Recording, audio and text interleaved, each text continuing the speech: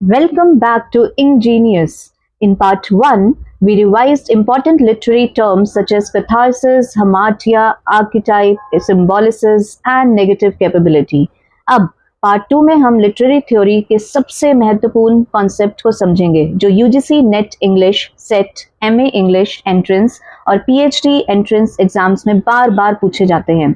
आज हम structuralism, post structuralism, new criticism और रीडर्स रिस्पॉन्स थ्योरी से जुड़े टर्म्स को आसान भाषा में समझेंगे। So let's begin.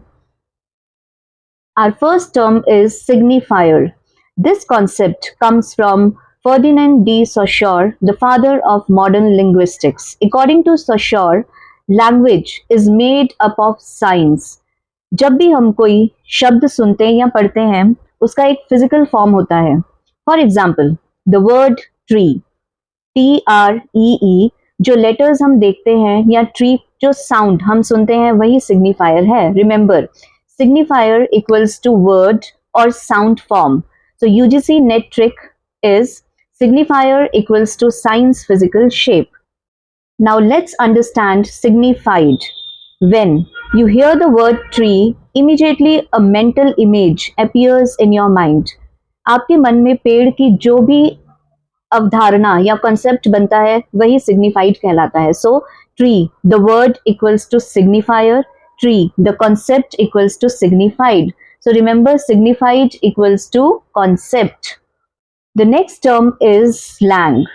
Saussure divided language into lang and parole. Lang refers to the overall language system. इसमें grammar, vocabulary, rules और language structure शामिल होते हैं. For example, English language as a whole is lang. Remember, lang equals to language system. Next, we have parole. Parole means actual speech or language use. जब हम किसी language का प्रयोग बोलने या लिखने में करते हैं उसे parole कहते हैं. Everyday conversation is an example of parole. Remember, parole equals to actual language use. Next, we have the term binary opposition. Structuralists believed meaning is produced through opposites. This concept is known as binary opposition. For example, good, evil, male, female, light, darkness, speech, writing. हम किसी चीज का अर्थ उसके opposites से समझते हैं. Remember, binary opposition equals to meaning through contrast. Now, let's understand structuralism itself. Structuralism studies hidden structures behind language and literature. Structuralists believe that individual elements have meaning only because they are connected within a large system. Structuralism का focus individual text पर नहीं बल्कि उसके underlying structure पर होता है. The most important name, Ferdinand de Saussure. Remember, Saussure equals to structuralism. Now we move to the post-structuralism. The most important concept here is deconstruction. Developed by Jacques Derrida. Derrida challenged structuralism. उन्होंने कहा कि meaning कभी fixed नहीं होता. Words constantly refer to other words, इसलिए final meaning तक पहुंचना असंभव है. So remember, deconstruction equals to meaning is never fixed. Next we have the term difference.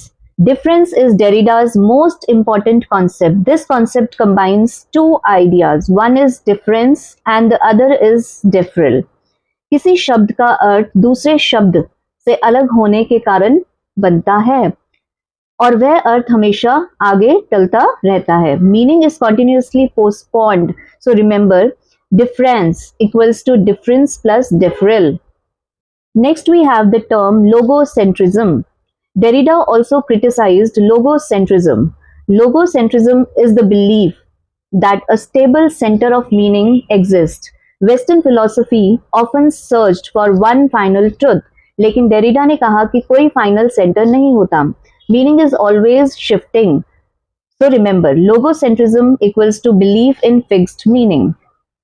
Next we have the term close reading. The central method of new criticism is close reading. Close reading means detailed analysis of a text. इस approach में केवल text पर ध्यान दिया जाता है author, reader और historical background को इग्नोर किया जाता है. So remember, close reading equals to detail text analysis. Next, we have the term intentional fallacy.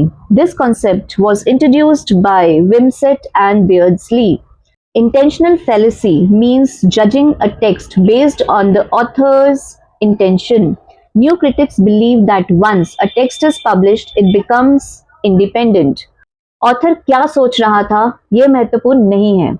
Remember, intentional fallacy equals to author's intention doesn't matter. Another important concept, affective fallacy, means evaluating a text only through readers' emotions. New critics believed that personal emotional reactions are not reliable measures of literary value. So remember, affective fallacy equals to readers' feelings don't determine meaning. Next, we have the term reader response theory. Reader response theory emerged as a reaction against new criticism. According to this theory, meaning is not inside the text, meaning is created by the reader. Her reader अलग interpretation कर सकता है, therefore multiple meanings are possible. So remember, reader creates meaning. Next, we have the term implied reader. This concept is associated with Wolfgang Ischer.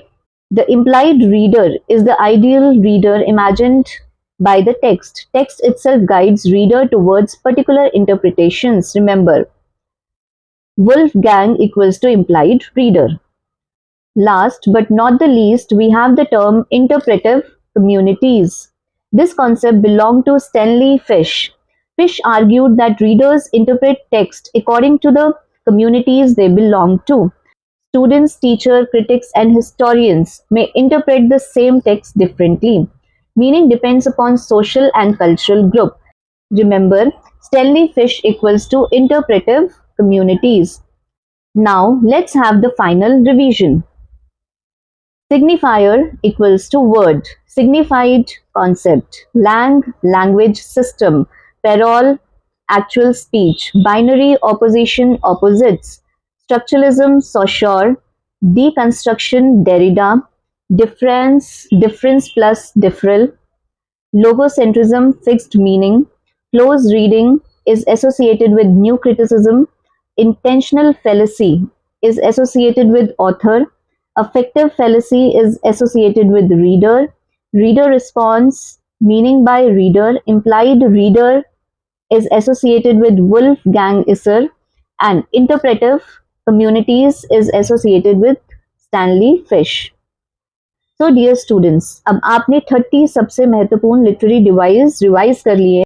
In part 3, we will cover feminism, Marxism, post-colonialism, eco-criticism, queer theory, Orientalism, subaltern hybridity, mimicry, ambivalence, hegemony, ideology, and many more concepts that are extremely important for UGC NET English. So keep learning, keep revising, and keep moving one step closer to the UGC NET success. See you in part 3.